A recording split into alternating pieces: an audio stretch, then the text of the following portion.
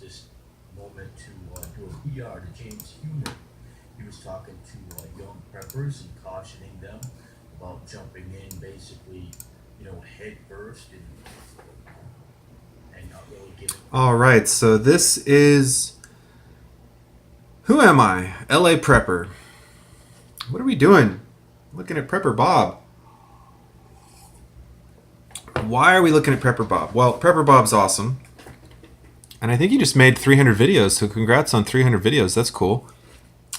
But the reason we're looking at Prepper Bob's video right now is because Prepper Bob has a green screen. So I think Prepper Bob needs something behind the green screen. I'm not sure what, but we're gonna experiment, okay? I think that's enough. And forgive me, Prepper Bob, the audio isn't quite the focus of this video, but I highly recommend you check out Prepper Bob and what he's got going on, because he's always talking about interesting stuff.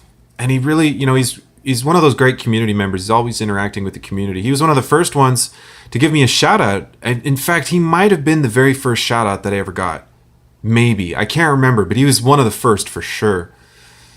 Prepper Bob. And before you're wondering, I have gotten permission from our friend Prepper Bob to play with his videos because I try to be respectful. Okay, so we got our Avi. Let's go to our video thingo. Now, when you first start doing chroma key, I recommend you choose a background very different from the video just so you can very obviously tell what's going on. And, of course, whether or not your chroma key is working. I'm using Corel Video Studio, but the basic steps for chroma key are going to be similar no matter what kind of program you're using. Sometimes they call it color keying, sometimes chroma key, that's CHROMA, not KRO. So let's find our video. Where did we put our video? Over here. Let's go ahead and let's make this a little bigger so we can see what's going on.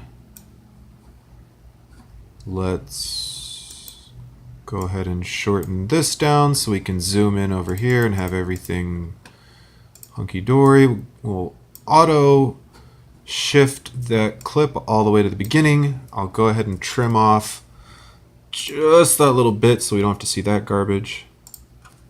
Now, the magic is about to begin. Are you ready? In my case, we're going to go to Options, Mask, and Chroma Key. Real quick, if you don't know how to do color keying, go to YouTube and search how to do color keying or how to do chroma key in blank. Whether or not you're using Adobe Premiere, Movie Maker, iMovie, whatever it is, I guarantee you there are a ton of videos on how to do it. Corel is so old, I hesitate to even put how to do it in Corel in my video title, But at any rate. So we are going to, let me see if I can remember. Do we click on the color or click on the eyedrop? Let's apply overlay options. And wow, look at that. Where did Prepper Bob go? And what is this? This is a very important number.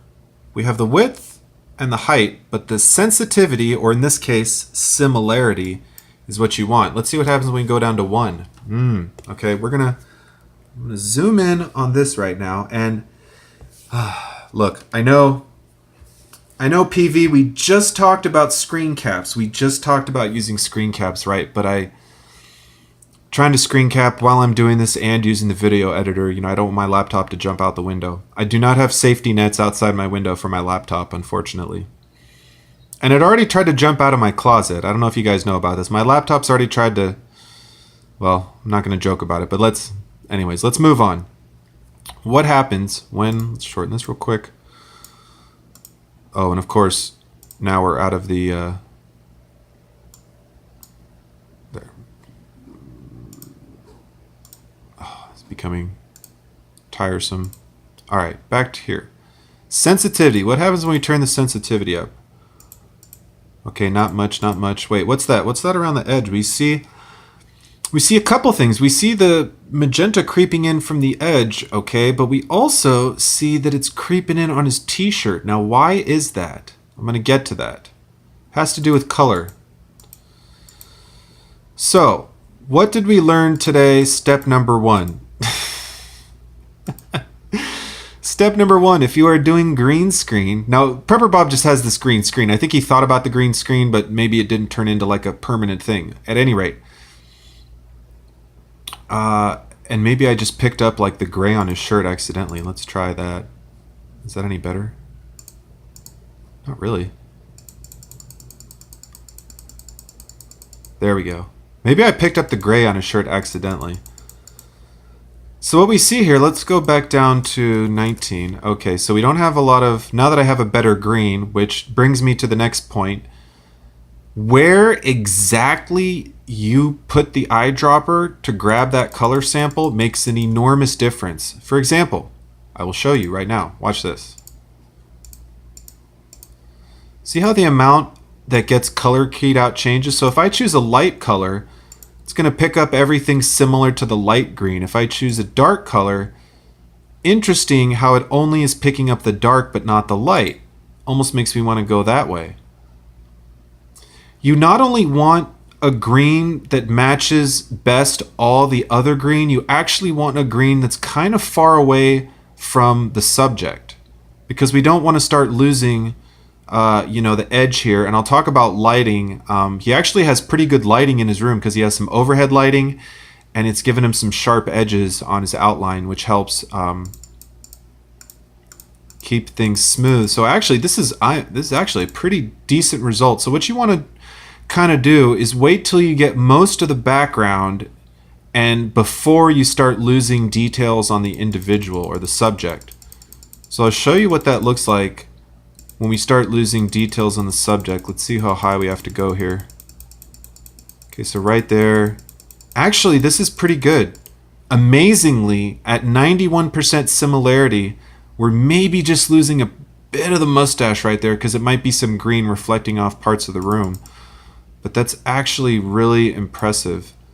Okay, so let's go back up. Let's see if we can get, it's kind of a little bit dark up here and there. Let's increase the similarity till we can kind of get all that out. And we're going to find PB, a much more fitting backdrop. Maybe we'll come back down to there. Okay. Now, let's go find an American flag.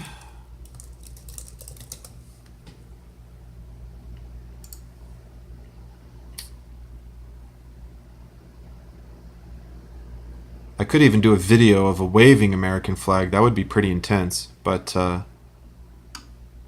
let's just start simple for now. Save this on our desktop. Go back to our video editor. All right, so out with the magenta. You can see here we have a completely blank backdrop with the ability to put whatever we want over it. The subject has become the overlay, and whatever you want the subject to appear in front of, so to speak, becomes the main video track. I suppose you could call it the underlay, but I don't think it's commonly referred to as that. Okay, graphics, object, let's go ahead and import the flag. Get that bad boy down there. Go back to video. So, what is this going to give us now? Now we have American Prepper Bob.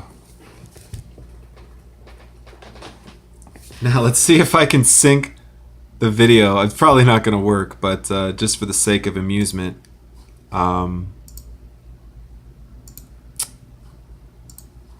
Let's start at the beginning. We have this video, and I'm going to use this moment to do a PR to James Humrick. He was talking to young preppers and cautioning them about jumping in basically, head first and not really giving it time to prep, whether it's a homesteader or just when you're prepping. I think that looks great. It has taken him some 20 years to to build. So you can tell the audio is just a little bit off, obviously, but I'll go ahead and pause this. Basically, We'll pause our friend Prepper Bob. So that's kind of a quick rundown on the video editing side. I'll mention a couple more things. Notice how increasing the similarity to get those corners. See how the corner is just a little dark. So pumping up the similarity also gave his shirt, and it looks like a lot of him, a little bit of transparency, which you're not exactly going for. So how can you better avoid, if you're trying to do some chroma key, how can you better avoid that transparency that you might deal with? Well, you're going to want to look on a color wheel and try to wear colors far away from green. At least that's my current understanding of it. So, for example, wearing a light green shirt or a yellow shirt or a light blue shirt, or in his case, gray, which is kind of somewhere around there anyways, you can see that those are a little bit closer to the green. If he was wearing an orange shirt or a magenta shirt, probably less likely of a chance that you're going to get that transparency. Now, one thing you'll notice in Hollywood is sometimes they use blue screens, and the reason is that depending on the outfit and what people are wearing, what the actors are wearing, or stunt doubles, whatever, it might be that they have a lot of colors that just aren't going to work well with the green screen, so they end up using a blue screen. So wearing the correct colors is part of it. Another part of it is the lighting. You want to do the three-way lighting. And forgive the ghetto screen cap, but in the interest of saving an inordinate amount of time, oh my gosh, sorry, 3-point lighting. Better, more accurate terminology.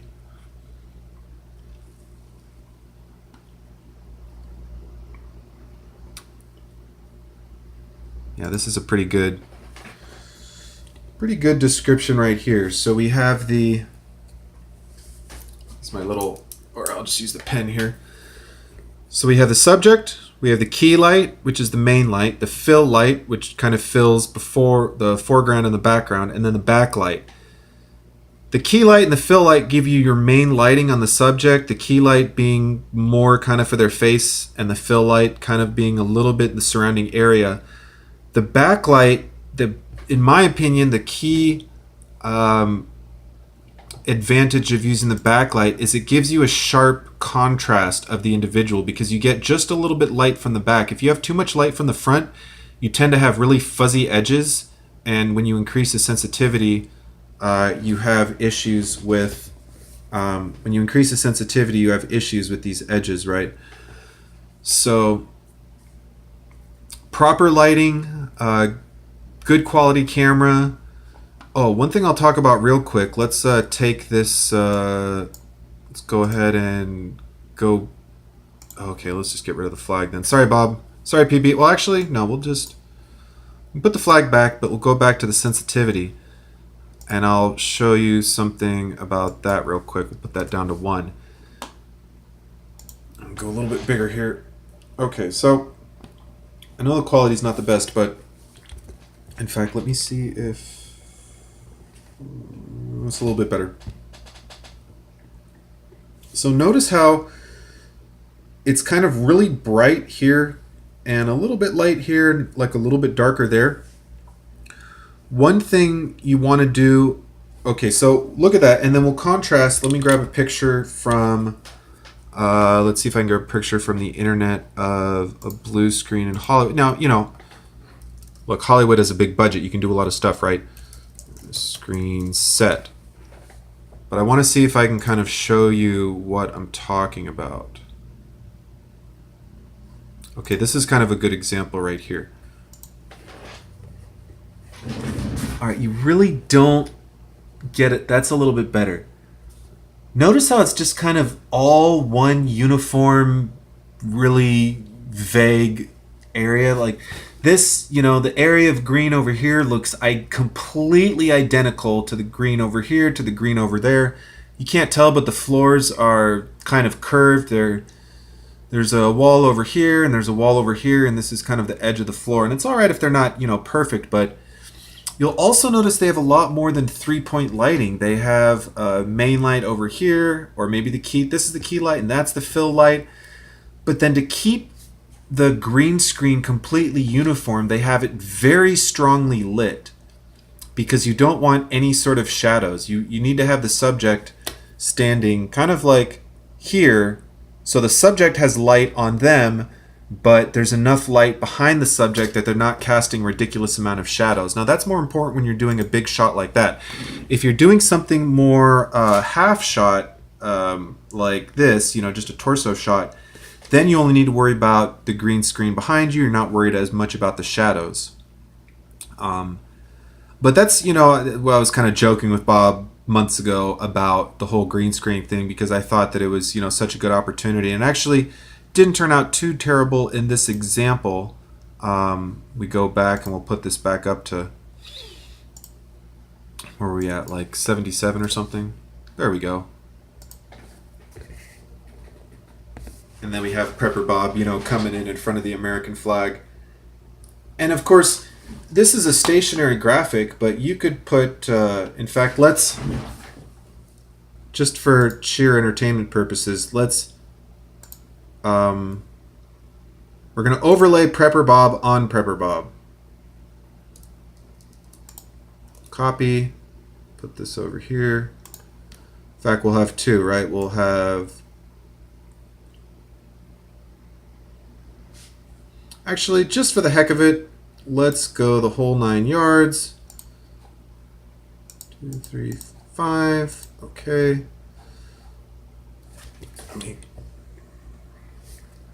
I thought it was, oh, there we go. I'm not completely zoomed out. Okay, so 1, 2, 3, and 4. This one over just a little bit. So this one. So we'll put number 4 over here. Of course, I copied them when they were huge, which made this whole thing a little bit more annoying. They will maintain the same size when you copy them. We'll put number 2 over here. Prepper Bob number 3 will go in the upper right-hand corner. Oh gosh, we got to make Prepper Bob 3 really small, otherwise we're going to cover the real Prepper Bob. We can't do that. And Prepper Bob number 4. Oh, what's going on, guys? Oh, I can't make the video track any longer, I don't think. Anyways, we'll put Prepper Bob number 4 over here. Oh, and you know what's funny, actually, and I didn't even realize this, but... Okay, pop quiz. What do you notice about each of these overlays? I'll give you 5 seconds. 1, 2, 3, 4, 5. So even though it's a little hard to tell, the chroma key actually got copied over. So even the overlay, you notice how the image is not, you're still getting the flag behind Prepper Bob because everything that got color keyed out is being masked. So let's take a look at the whole thing and see what Prepper Bob being updated by Prepper Bob in front of the American flag looks like. Maybe we'll get some audio too. And I wanted to do a VR on that, and I thought it was a great video. You know, when I first started prepping, I basically had nothing, you know, and this was some, I don't know, 13 years ago or so.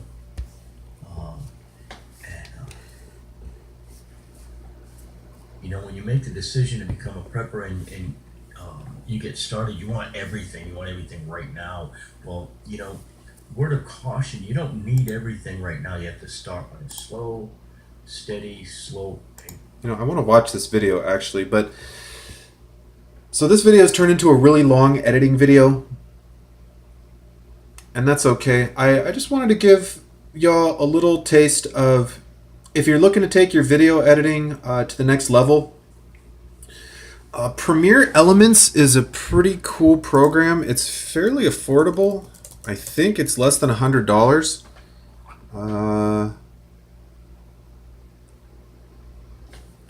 Oh, well, that's the student teacher edition. Let's see here.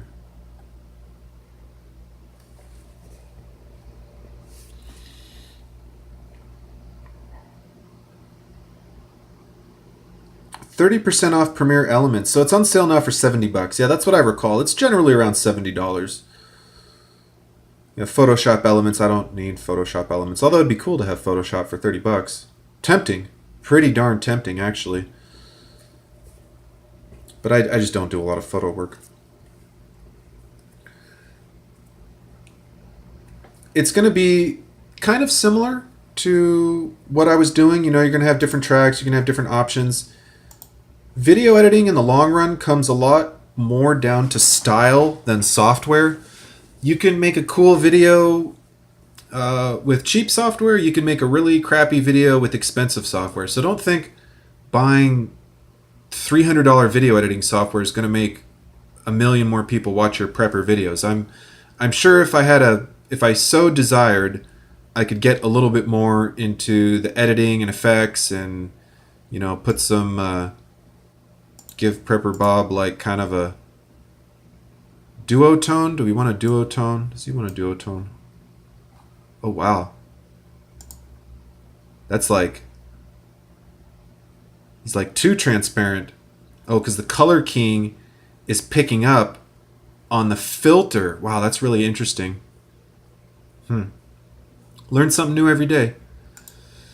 Anyways, YouTube, I hope you enjoyed me kind of messing around in this video editor. I realized it would be a little more professional to screen cap the thing, but like I said, trying to screen cap and use this screen cap chews up just a little bit of memory. So anyways, let me know what you think. Do you do any video editing? What's your favorite video editing program? I would love to hear from you. Like, comment, subscribe, and stay tuned for a very exciting video of what is in the box. And let me show you this box. Can't show you who it's from. Can't even show you who it's to. In fact, let's just say, YouTube, that P4, we're about to breach P4 BS8. Okay? I don't know if you're ready for this, but can I shake it? I probably shouldn't shake it too bad. It looks like it's in pretty good condition. Anyways, like, comment, subscribe, and check back shortly for what's in the box.